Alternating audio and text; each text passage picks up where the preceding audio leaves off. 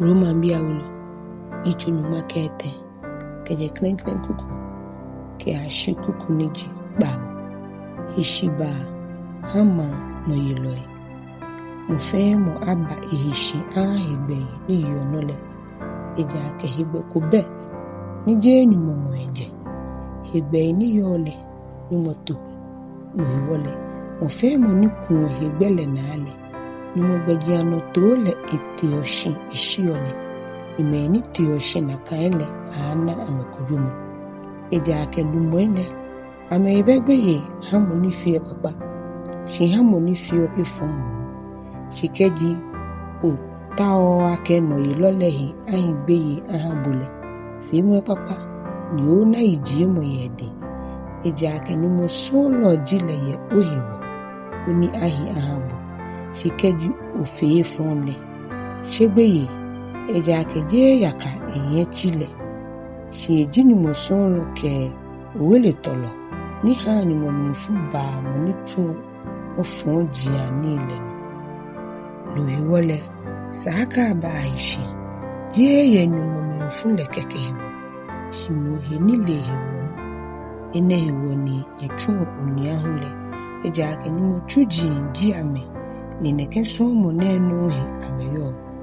boni ji mo fe mo gbenale ni fi anye ha ale mo no ni ji oni ale etun onia mo no ni ji tole to mo no ni ji gbeye shemole gbeye shemu mo no ni ji wole wo keje kuku ni ji paanyo ke ashi nyuma Suɔmɔ ji mlale nɔyeli neka hia mokomoko nyomo akeja Suɔmɔ ni nyeke asumo sumo nyehile eja ke mo ni sumo na anyule eyi mlale no ke ulashi eja ke keje ake ka afite gbala ka aju ohi aka kono ni kekita krokro hu yele fe ho ne ke wie mo ne niji Suɔmɔ onanyo tamoboni usumo budenche ohile mi Suɔmɔ efe na anyu fonko hiwole Suɔmɔ peji mlale fe nɔyeli keje kuku niji nyuma ke ekomi ke ashi nyuma ke edwe Ŋmɛlɛtswaa ebɛŋkɛ ninyelele hu mujibele ake Ŋmɛlɛtswaa ninyeke atishi keje womile ishe eja ake woyibala hiremole ebɛŋkɛ agbene fetutu beni wohiwo yile nyole huita ni chere mo ebɛŋkɛ no hiwole nye ha woji adum ni nutu moile wo hwia ni wo wolata hunile nye ha wonye afefe boni sashani je ye danu mo basa femu ke datoni je agamambo kenyentwi bomni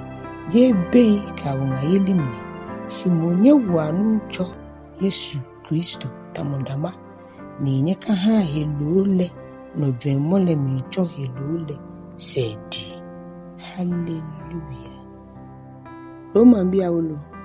ichu nyuma ke edwe keje klen kuku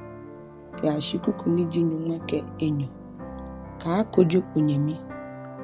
boni jigbedelo ye himoke yeli minile nye hiri ale atu hinyekele aka kojo a ye isusumo ahi boko ye himoke yeli ni eke yono feno shimoni egbedele hwe keke iyo moni yole aka gbe moni yele heguo ni moni yele aka kojo moni yole eja kenyumo hiri le atu na mojibo ni okojo mokrokro wenu edamoshijio egbeshijio edienche enuncho sanini shi edamoshi eja akenyumo yehiwale ni ha edamoshi moko buo gbiko fe gbikrokro ni moko hu buo gbife gbipepepe mo fe mo ale no krede ni ji le dienche edwemu ye nehi mo ni buo gbititu ikole nuncho le hiwe fio mo ni yo nile nuncho le hiwe iyo eja ake eda anyu moshi moni ye nile nuncho le hiwe eye nile hu eda anyu moshi eja ake wote moko hiye ka ha le dienche ni moko gbo hu ha le dienche shikeji wo hiye kale nuncho le wo hiye kan wo ha ni keji wo gbo hu nuncho le wo gbo wo ha no hiwole ohi ka jiu ogbo jiu nchole ni jiwo ejake ene ewo Kristo gbo ni eteshi ni ehi ka oni afe ni echo gbohi ke he ka lo ife anu ncho shimbo meba okojo onyɛmi alo bohu meba ogbe onyɛmi heguo ejake wo fe wo ba adamo ni mokojo mo senle hi ejake ama ake nchole ke ake ni mihi kane na kucho fe na kucho akuna shi ahami ndile fe lile ajaje ni macho no hiwole ote mo fe mo babu de denche ehi akonta ihanu keje kuku ni junu makete ke ashini mai enyu ke ete Kaato onyɛmi pampi no hiwole eka ha wokojo awo hidon shiene mu nye kojo ake mboko kete monoko akama enyemi gbenu alo etole pampi mile ni misami yehiwale yeno yenu cho Yesu ni ake noko be ni ejibule mono le dienche moni buo noko ake bule mono nile le icho bule mono eha chikeji noko ni oyole gba onyemi na ale bele Yesu mona oba oje yele don oke oni enile akakmata moni Kristo gbo halelehi no hiwole nyeka ha ayua nyeno papalehi efun eje ake nyumo manche yelile je ni yeli ke ninumoni shimon jale